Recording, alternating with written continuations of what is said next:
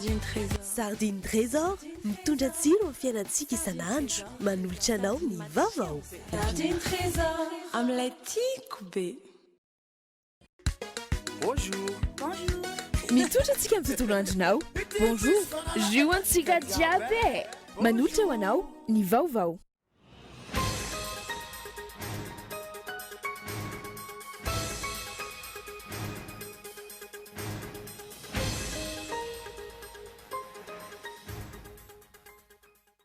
Nandefa taratasy tamin'ireo tompona andraikitra ambony eo anivon'ny firenena ny antoko malagasy miara-miainga ho fampatsiahivana ny fampiarana ny didy izay navoakan'ny HCC roa volana lasa izay.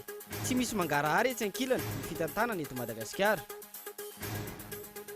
Tafiakatra 7 ariary ny litatry ny lasantsy tany amin'ny faritra Sava nandritry ny fandalovan'ny rivodoza Enao. Fanararotana ataon'ireo mpivarotra tsotra no nahatonga izany. Mavesatra ny takaitra navelan'ny rivodoza Enao ho an'ireo faritra 4 nandalovany. Raha nitatitra farany 50 ireo namony aina ary manodidina ny 3 hetsy ireo traboina. Eo amin'ny maresaka iraisam-pirenena any Etopia, fiotsahan'ny tany teo amin'ny fitoeram-pako iray ny farany herinandro teo. Olona 770 no namony aina, olona maro kosa no mbola tsy hita popoka. Ny andindinindreo arahinao afaka fotoana fohy.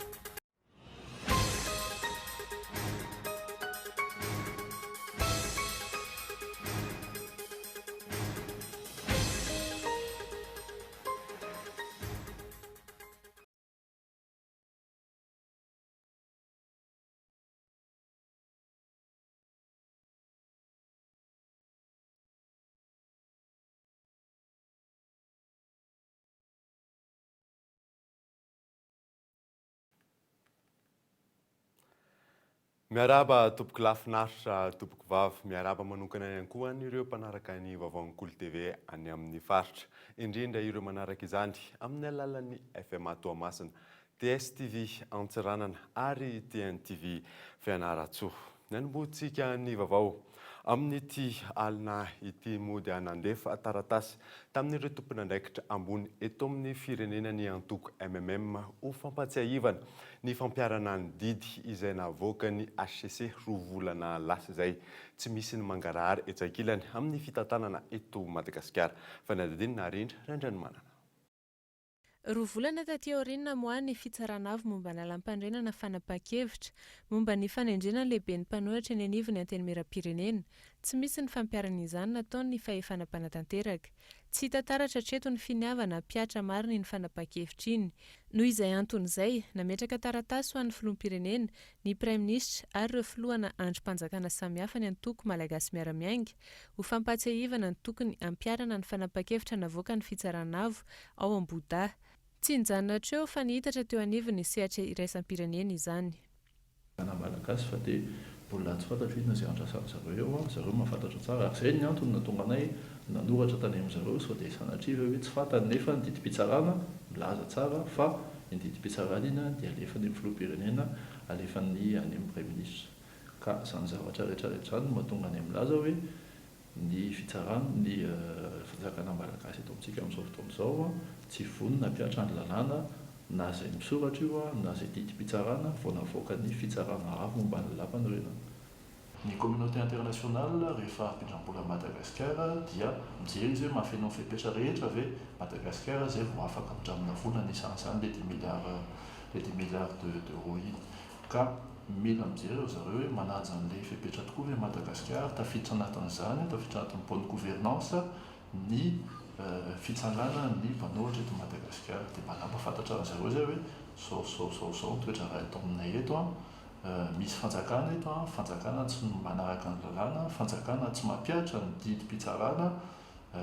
Mila raha anakaiky io satria io anisan'ny zavatra takihin zareo indrindra mba ahafahany mpindram-bola mivoaka malagasy mba ahafahany malagasy fanjakana zany ahafahany malagasy mivoatra mivoaka malagasy. Tsy misy ny fametrahana ny mpanohitra amin'ny anteny miram-pirenena.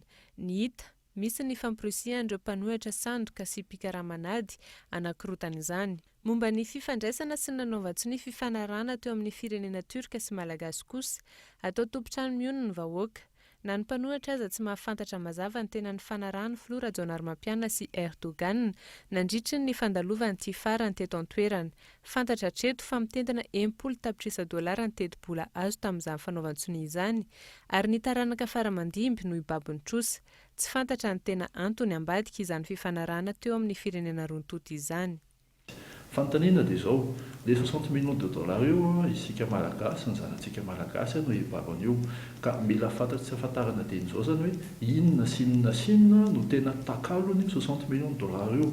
Ny eno zavatra hita zany amin'izao fotoan'izao dia hoe toa misy resaka réfugié syriana ho alefa eto Madagasikara, toa misy resaka fanarahana miaraka amin'ny JIRAMA izay mbola tsy mazava, ka zany zavatra rehetra zany ilaina fisian'ny mangarara mba ahafahan'ny vahoaka malagasy rehetra mahafantatra hoe inona sy inona sy inona ny tily fatsakana tongavina sy mba ahafahan'ny vahoaka malagasy mamoaka ny heviny aloha izay vao manao sonia ireny zavatra ireny, satria taratasy fifanarahana ohatran'ireny manandaja be mihitsy amin'ny fiainam-pirenena. 60 millions de dollars zany mavesatra dia mavesatra, isika sy ny zanantsika no ibabo an'izany no amerina an'izay, ka mila fangarahana zany mba ahafahan'ny ahafantaran'ny vahoaka malagasy hoe ahoana sy ahoana no tena fandehan'io. Momba izay fifandraisan'i Madagasikara sy Turkia izay hatrany, nampametra-panontaniana ny mpanara-baovao ny fifandraisan'ny Flora Rajoelina sy ny Flo Erdogan, izay tsy manaja ny demokrasia ao aminy.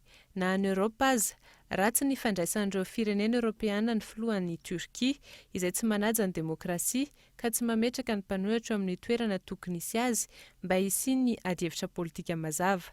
Ratsy ohatra ny fifandraisana eo amin'ny Turkia sy ny Pays-Bas ankehitriny, raha toa tsy napetraky ny gouvernemanta Pays-Bas hiditra ao an-toerana ny fiaramanidina nitondra ny minisitry ny raharaham-bahiny Turk amin'ny mahafirenena demokratika ny Madagasikara, ilaina ny fijoroan'ny mpanohitra ao amin'ny anteny miram-pirenena hisiany adievitra demokratika madio sy mangarahara, raha tsy ilaza afa-tsy momba ny fifanarahana ara-bola mitentana 10 tapitrisa dolara teo amin'ny Madagasikara sy Turkia.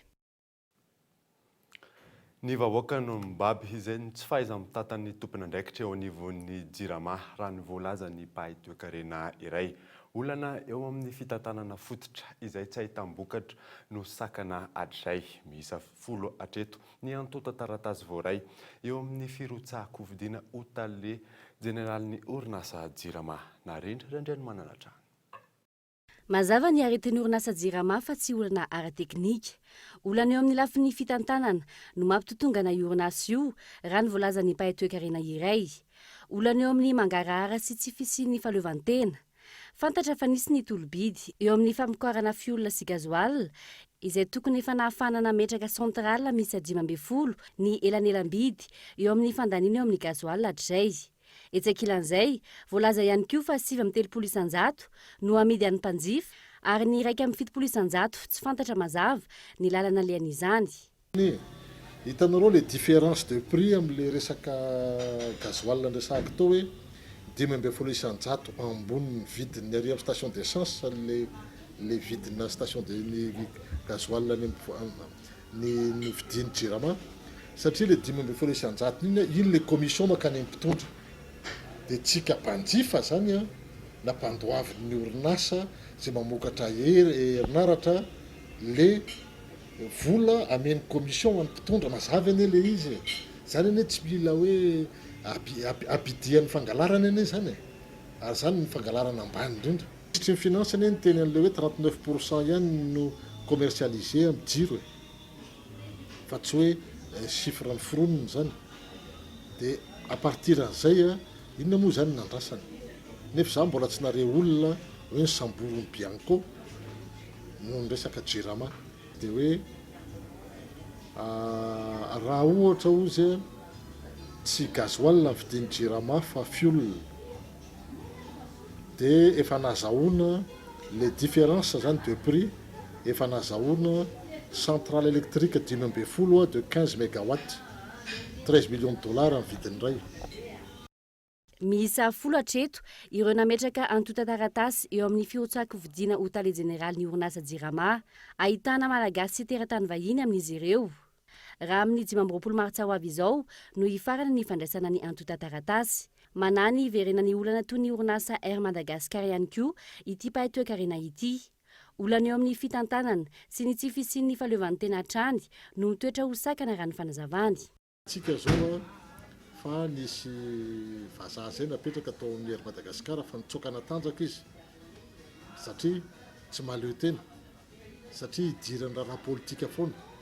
Inona tsara zany mission ny directeur général io dia ahoana tsara ny mahaleo tena hatraiza izy par rapport amin'ny mpitondra politika eto Madagasikara satria ny JIRAMA ny mifinancer ny fond ko any amin'ny mpitondra politika dia zay daholo zany le olana dia io nefa no alefa makany amin'ny mpanjifa dia lazaina fa hoe déficit structurel ny JIRAMA lainga zany mialatsiny fa tsy misy an'izany fa tsy fahaizana amin'ny tantana misy raha JIRAMA ny resahana. Mbola misy eo amin'ny 10 andro mahery eo ny fepitaona ametrahana ny antota taratasy ho tale jeneraly ny orinasa JIRAMA madio ve ny fanendrena ny tale jeneraly vaovao izy ve ny fanadiovana tanteraka eo anivon'ity orinasa ity aleo tena sy hosaha indraindraikitra ve ny tale jeneraly vaovao eo anivon'ny JIRAMA.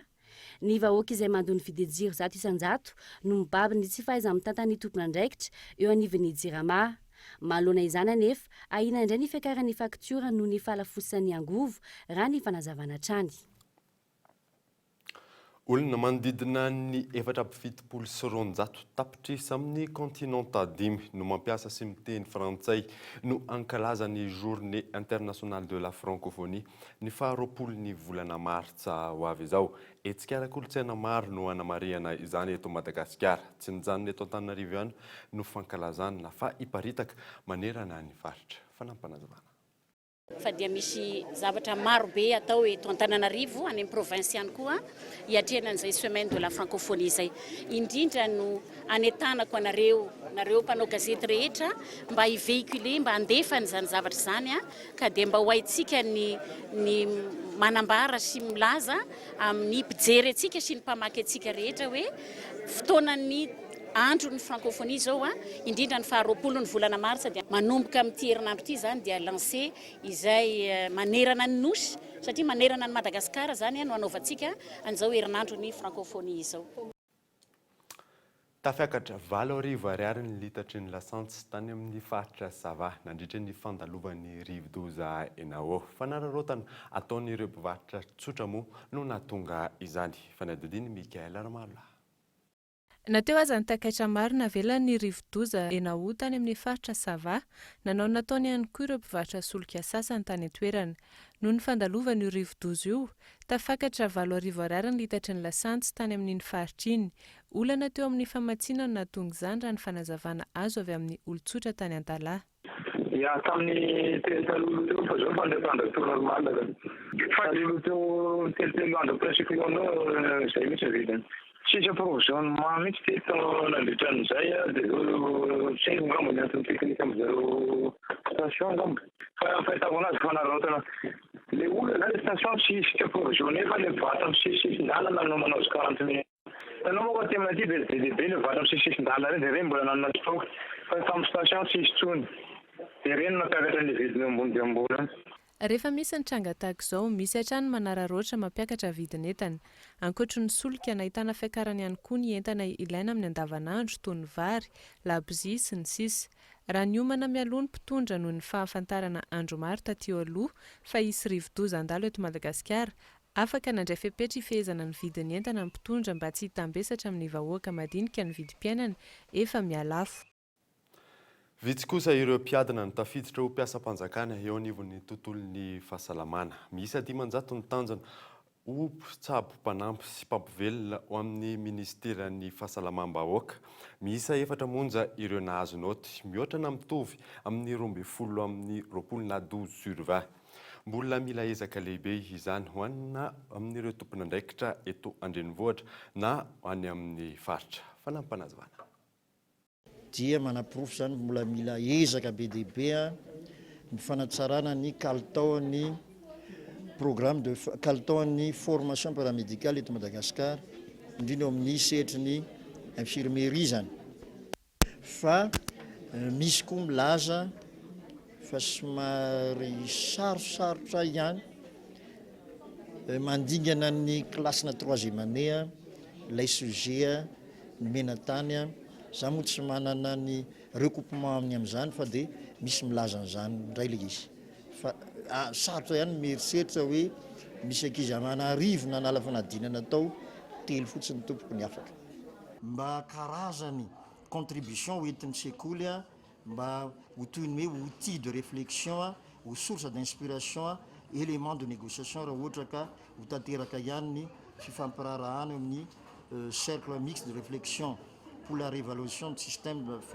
de formation paramédicale eto Madagascar sy ny faculté de médecine. Mavesatra ny takaitra navelan'ny rivo-doza enao ho an'ireo faritra efa mitrambe folo izay nolalovany raha ny tatitra farany moa 10 ireo nanomony any ary manodidina ny telo hetsy ireo olona trabona mahery ny 3,4 alina ireo trano sy fotodrafitrasa voakasika izany fa ny adadiny fezora valy. Nahitana fiakaran'ny voka-dratsy nateraky ny fandalovan'ny rivo-doza enao raha ny tatitra farany navoakany teo anivon'ny PNGRC omaly alahady. Olona 10 namony ainy vokatry ny fandalovan'ny rivo-doza. Olona 20 tsy hita popoka, 5,694 ireo trabona, mahery ny 7,10 ireo naratra mafy, tafiakatra 4,704 ireo olona nafindra toerana. 704 alina kosa ireo tsy manan-kialofana sy na nafindra toerana any amin'ireo toerana manokana nandraisana azy ireo raha nitatitra omaly. Mahery ny 3,4 alina ireo trano sy fotodrafitrasa voakasika izany. Mandidina ny 7,9 alina isa amin'ireo no simba na rava. Mahery ny 3,1 alina ireo trano tondraky ny rano. Ny faritra Sava no nahitana fahavoazana goavana indrindra izay nahitana mahery ny Antsasa-Manila ireo trabona manerana ny nosy. 7,900 ny faravan'ny trano. Ratsehivy ny faritra 4,40 no nandalovan'ity rivo-doza ity izay navoakasika distrika 7,10. Raha ny fanadihadiana natao isaky ny distrika Antala, Maroantsetra, Antananarivo renivohitra, Brickaville ireo ny toerana tena voakasika sy nahitana voka-dratsy be indrindra. Tandodomdoza hatrany amin'ny fiotsahan'ny tany eny amin'ny faritra avo eto Antananarivo rehefa fotoanan'ny rivo-doza tahaka izao. Tsy ny fiotsahan'ny tany ihany anefa no tena atahorana fa eo ihany koa nireo hazo mianjera raha ny fanazavana hazo avy eo anivon'ny mpamonjy voana tsy misy loha ny ainana fohy fanadidina. Fianakaviana iray tena nisana ny anjeran'ny trano tamin'ny fandalovan'ny rivo-doza teto Antananarivo ny herinandro lasa teo ary olona iray ny lasan'ny rano teny Ambohimanambola. Raha ny fanazavana avy eny anivon'ny mpamonjy voana tsy nisy ny ainana fohy tamin'ireo tranga roa ireo. Treto ny nandiana amin'ny mpamonjy voana na ny antso tonga taty amin'ny mpamonjy voana tsisy hoe namony ainy na hoe nanjeran'ny trano na nanjeran'ny hazo na hoe nanjeran'ny tamboho. Fa teriana sana nisy olona efa mianaka ny anjeran'ny trano tao izy fa tafavoaka soma tsara atao daholo ihany tamin'ny andron'ny rivo-doza iny. Dia nisy antso anankiray taria Ambohimanambola faritra Masindray taria ny hoe lasan'ny rano tao dia efa tafavoaka moa le izy, tafavoaka ny fokon'olona teny ihany. Na dia tonga tany any ary mpamonjy voana fa efa tafavoaka ny fokon'olona le izy. Trano manodidina ny 3,30 isa no nahina ianjera tamin'ny fandalovan'ny rivo-doza teto Antananarivo raha ny voalazany avy eo anivon'ny sampana mpamonjy voana hatrany. Manodidina ny 5,10 ny hazo tapaka ary 4 ny toerana nahina iotsaka. 9 tamin'ireo trano ireo no nijerena manokana, ny ambiny kosa fampitandremana ny tompony natao. Eo amin'ny 20 teo ny toerana nalehan'ny mpamonjy voana zany. Ny 3,30 amindreo dia resaka trano. Mety trano mety miotsaka zany misy 20 teo ny tena hoe nanaovana intervention. Dia ny ambon'izay nomena fampitandremana le tompony zany. Dia ny hazo misy atany amin'ny 5,10 any ny hazo nazona fampandrenesana zany. Dia ny efa voajery daholo dia misy zany dia hoe ny tompony koa tsy maintsy manao azy. Saika teny amin'ny faritra avo avokoa ireo trano nahina iotsaka sy hazo nahina ho tapaka ireo. Raha ho an'ny faritra iva kosa indray, ny trano dibo-drano no tena natahorana. Hanatanteraka tolo-tanana ho an'ireo ny ambonina any amin'ny faritra savany zanaky Sambava Rampitso. Potika hatrany amin'ny 70 isanjato ny tanàna ny Sava amin'izao fotoana izao vokatry ny fandalovan'ny rivo-doza eny ho farany teo. Fanampanahavana. Ya magnoloana zavamisy ny mazava-manjo any amin'igny faritra Sava zay zay voatsirambiny tany zay foy no aterina amin'izany teloton zay ataonay manomboka amin'ny talata fa 7 ny volana martsa 7 sy 20 zay atao eny amin'ny bibliothèque nationale eny Anosy manomboka amin'ny talata amin'ny Valomaraina efa misy mpiara-mikambagna aminay mivonina mandray zay rehetra manatitra an'izay foiny ho any mpiarabelona amintsika zay tena vo mafy tokoa any amin'ny faritra Sava iny amintsika miresaka zao. Nanandalo aza ny rivo-doza enao nanamarika ny fetin'ny vehivavy ihany koa ny romponina any Bealanana. Nisy ny fanaovana karnaval fa teo ihany koa ny fiaraha-mifety isan-karazany. Fa raha ny fanazavan'ny solombavam-boaka avy any an-toerana antoko ny fampandrosoana ny vehivavy. Fanampanazavana. Loahevitry ny valomarsa vehivavy mahefa antoko ny fampandrosoana. Isan-tagno antsika magnentana ino andraikitsy maresintsika vaiavy amin'ny fampandrosoana fiaignatsika, fampandrosoana fokotanitsika, fampandrosoana district misy atsika, fampandrosoana ny firenena. Vehivavy mahefa, vehivavy mandray andraikitra, vehivavy miasa, vehivavy mietsiketsika, vaiavy mikarakara. Azo andika zay ampindikany vaiavy miasa mitonga fampandrosoana ho an'ny tegnany, ho an'ny fianakaviagna, ho an'ny firenena. Tiavagna zay voagno amin'ny fampandrosoana andiasa tsika maraigny misy camion mitonga miala veto mandeha agny Antanambola amin'ny 7 sasany. Manao antsika mpanajagna atsika mpitiavagna indrindrandrindra ny lalahy andiasa ampokon'ologno atsika. Zay edy baka ny fandraisantsika andraikity rehefa misy asa tao mitsangana atsika mandray andraikity amin'izay asa tao. Manomboka maro ny mpikabary vehivavy amin'izao fotoana izao raha ny fomban-drazana nefa tsy tokony kabary izy ireo indrindra amin'ny fahoriana satria manakasina ny vehivavy ka lasa miteraka olana ankehitriny. Fanadadena. Tsy mbola afaka misehatra amin'ny kabary amin'ny fomban-drazana ny vehivavy any amin'ny faritra raha ny fanazavan'ireo vehivavy mpikabary avy amin'ny faritra toy ny any amin'ny faritra Atsimonosy. Tsy maintsy ny lehilahy ny mikabary rehefa amin'ny fahoriana. Any amin'ny fanambadiana kosa ny vehivavy no miditra tsikelikely amin'izay kabary zay raha ny fanazavana. Any amin'ny faritra Atsimo agny tsy mba mikabary ny vehivavy. Fa amin'izao fotoana zao kosa fa maro ny fivoarana misy. Zao zany dia manahaka anay zao efa mpikabary. Mandroso de mandroso fianaran-kabary indrindra amin'ny fotoana amin'izao de mandroso ny fampianarana kabary.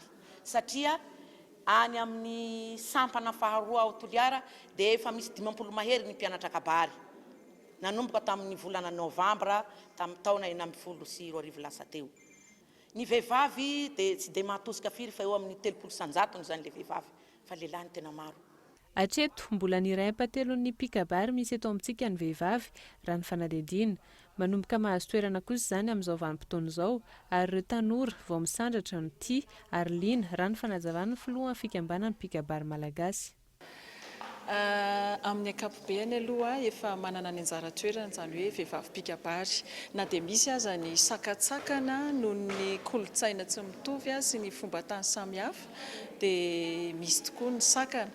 Hitantsika zao hoe raha ny amin'ny faritra Atsimo andrefana na ny avaratry ny nosy any dia amin'ny resaka hoe fomba tany no tsy ahafahan'ny vehivavy mikabary hoe ty fomba ty dia natokana ho an'ny lehilahy irery ihany fa ankoatr'izay kosa tena mahazo mikabary ny vehivavy amin'ny sehatra hafa. Androany kosa nankalazain'ny mpikabary eo amin'ny fimpimany andron'ny vehivavy noho ny fandalovan'ny rivodoza enao teto amintsika tamin'ny herinandro lasa teo. Fampahafantarana ny kabarin'ny vehivavy any amin'ny faritra ary noraiketina tao anaty boky no nanamariana ny fankalazana ny andron'ny vehivavy ho an'ireo mpikambana ao amin'ny fimpima. Araka ny efa nitanterana taminao teto amin'ny fampalalam-baovao omaly nidosany fahafatesana Andriamatoa Louis Laisheng isan'ireo loharano nipoiran'ny antoko malagasy miara-miainga ny lalan'ny diaviny sy ireo nampisongadina azy no ofitinina aminao anatin'ity fanadadiana manaraka ity. Ny 30 aprily 509 niteraka tompoko Laisheng Louis manambady ary niteraka 3. Nisehatra ny fanabeazana no nampisongadina azy raha ny fianarana noratoviny sy ny asa efanosahany. Nanana ny CAP aux fonctions de conseiller pédagogique tao amin'ny fitoerana manofana ara-pédagogique teto Antananarivo izy tamin'ny taona 1770. Nahazo ny mari-pahaizana licence et lettres françaises tao amin'ny université Thomasina izy taorian'izay ary nanohy ny fianarana inspectorat de l'enseignement tany amin'ny école normale supérieure tany Saint-Cloud Frantsa. Efa tale général teo anivon'ny ministeran'ny asa sy ny fampianarana teknika ary ny fanomanana arak'asa ny tenany. Efa tale général teo anivon'ny ministeran'ny fanabeazam-pirenena ihany koa taoriana chef Cisco sy na chef de division de l'enseignement secondaire azy. Ary efa tale teo anivon'ny ministeran'ny fanabeazam-pirenena ihany koa. Nisahana ny asa-pandrindra tetikasa ankapobeny teo amin'ny ministeran'ny angovony tenany taona 2012. Efa nisahana ny fitantanana teo anivon'ny orinasa-panjakana Sirama izy nandritry ny 3 taona. Ny centres nationaux de recherche nandritry ny 4 taona. Ny centre de formation environnementale nandritry ny 4 taona. Ary ireo rafitra miankina amin'ny ministeran'ny fanabeazam-pirenena nandritry ny 1 taona. Fikambanana ara-tsosialy sy ara-kolotsaina maro ihany koa no efa nisy azy. Ary manana ny mari-boninahitra chevalier de l'ordre national ny tenany. Eo amin'ny sehatry ny politika kosa, isan'ny mpikambana mpanorona ny antoko malagasy miara-miainga tompoko no sady mpikambana ao amin'ny birao politika ary efa nitana ny toerany sekretera général teo anivon'ity antoko ity. Raha tsy ahivina, androany no nalefa tany Thomasina ao amin'ny congrégation chinoise ny vatana mangatsikany ary alevina ny Thomasina ny alarobia izao. Anterina fa ny ekipan'ny Cool TV FM dia mirary fiononana feno ho an'ny fianakaviana. Alohan'ny anarantsika ny vaovao ara-kolotsaina, ny vaovao ara-panatanjahantena ary ny maresaka iraisam-pirenena dia reto misy dokavatra kely.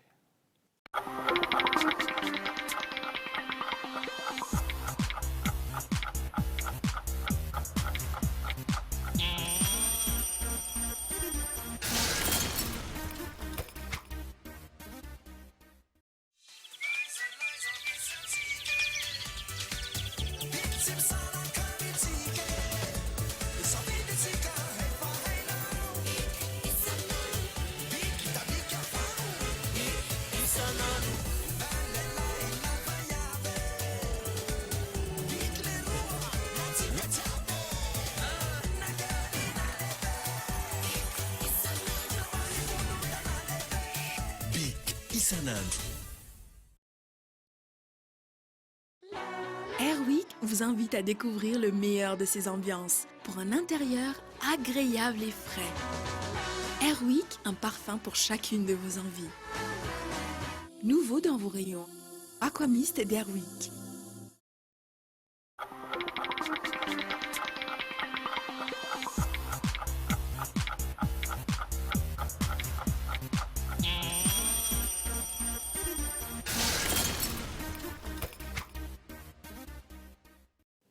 Miverina eto amin'ny fampalalam-baovao isika. Toerana iray hivondrona n'ireo mpilalao fanorona eto an-drenivohitra ny eny amin'ny pergola Antaninarenina. Tsy misafidy sokajy taona ny filalaovana ankehitriny ara-tantara hatramin'ny fahampanjakana toeram-pilalaovana fanorona ny teny an-toerana teny. Fanadadiana.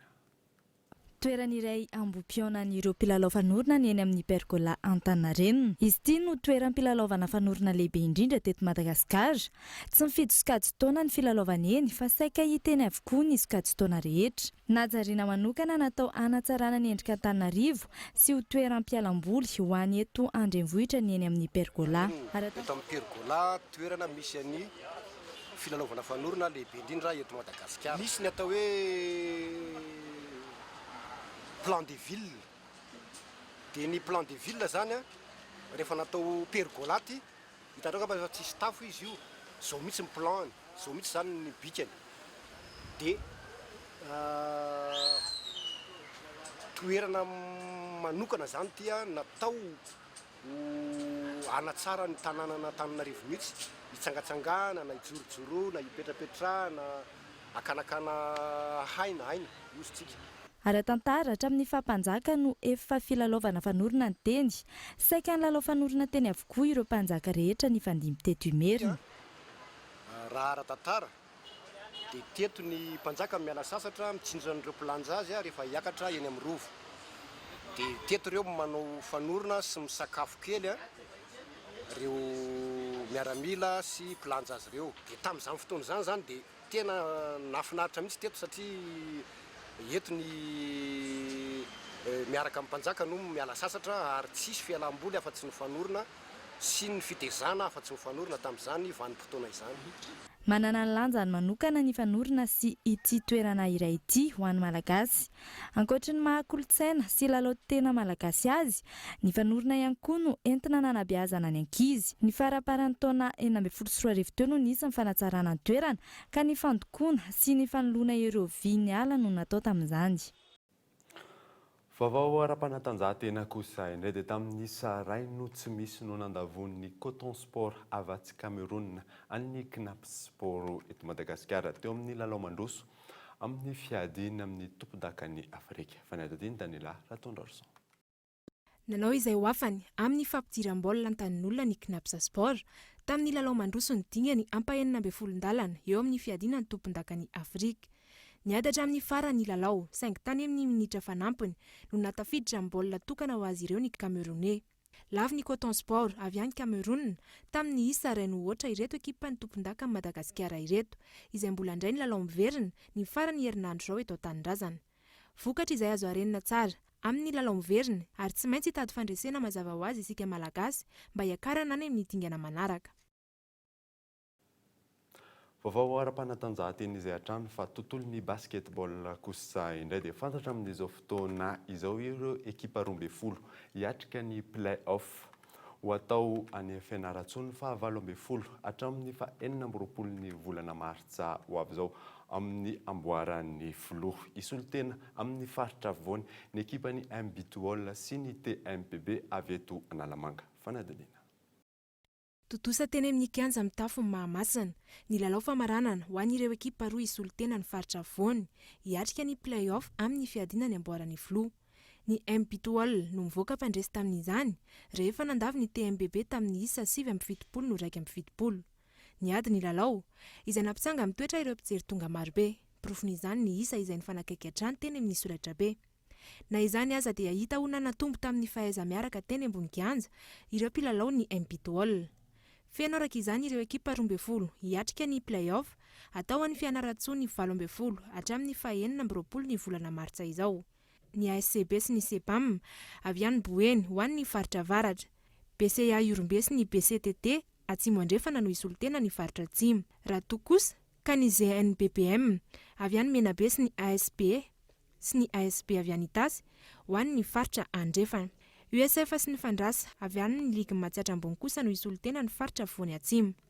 Miampy ny Cosmos Diana ary ny Kosfa Analamanga laharana 5 sy laharana 9 nandritra ny fiadina ny tompon-daka ny NA tamin'ny taona 2014 teo.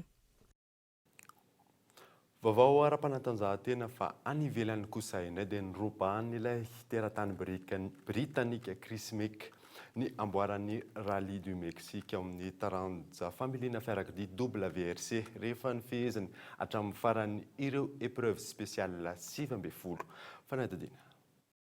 Lavorary ny fifananana ho an'ilay Britannique Chris Meek nanamory ny Citroën C3 WRC izay nitanany laharana voalohany hatrany tamin'ireo épreuve spéciale 20 voasoratra tamin'ny tidingana fahatelo ny WRC 17 ity. Nanatombo 13 sekondra tamin'ilay Frantsay Sébastien Ogier nanamory ny Ford Fiesta WRC izay efa nandrombaka intelo ity Rally du Mexique ity. Laharana fahatelo no misy ny Thierry Neuville teo amin'ny filaharana Capobeny nanamory ny Hyundai Ivan WRC rehefa nisy tarana ny andro ny zoma izay nisedra olana teo amin'ny motera.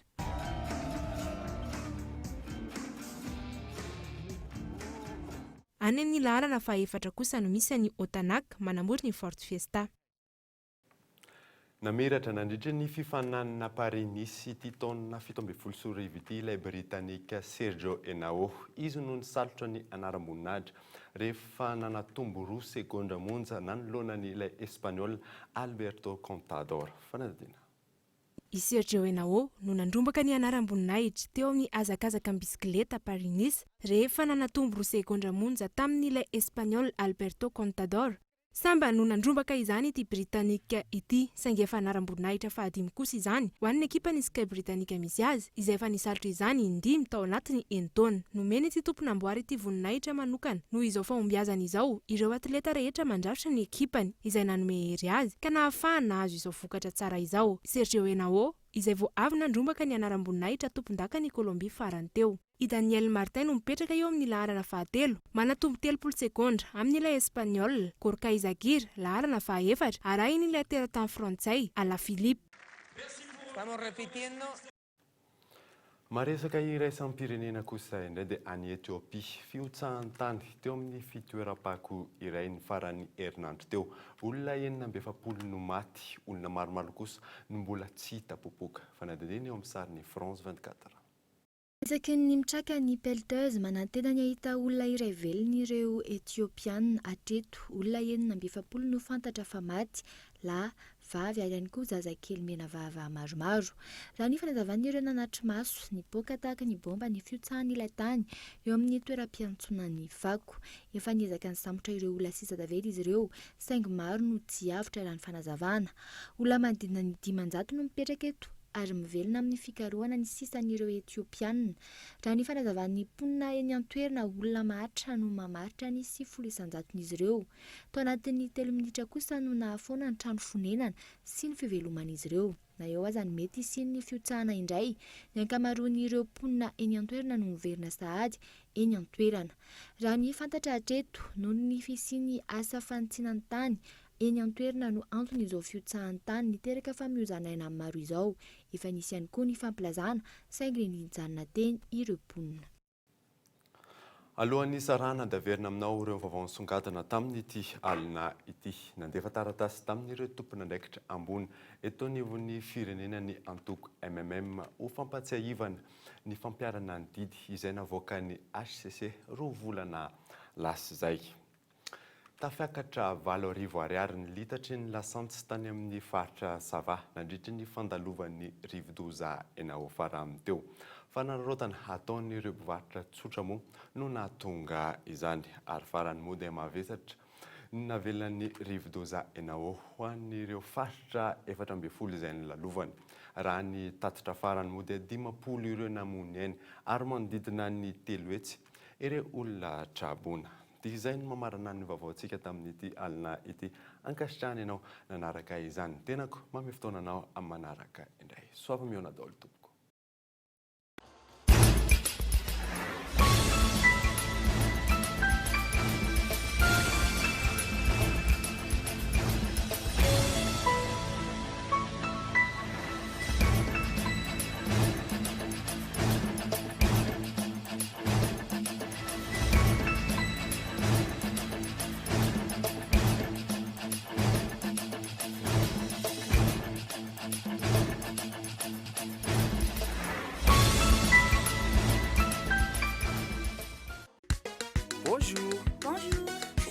Narainao teo ny vaovao niaraka tamin'ny bonjour juantsika jiaby. Sardine trésor. Sardine trésor. Ny fampalalam-baovao miarahanao tamin'ny Sardine trésor. Sardine trésor. Amin'ilay tiako be.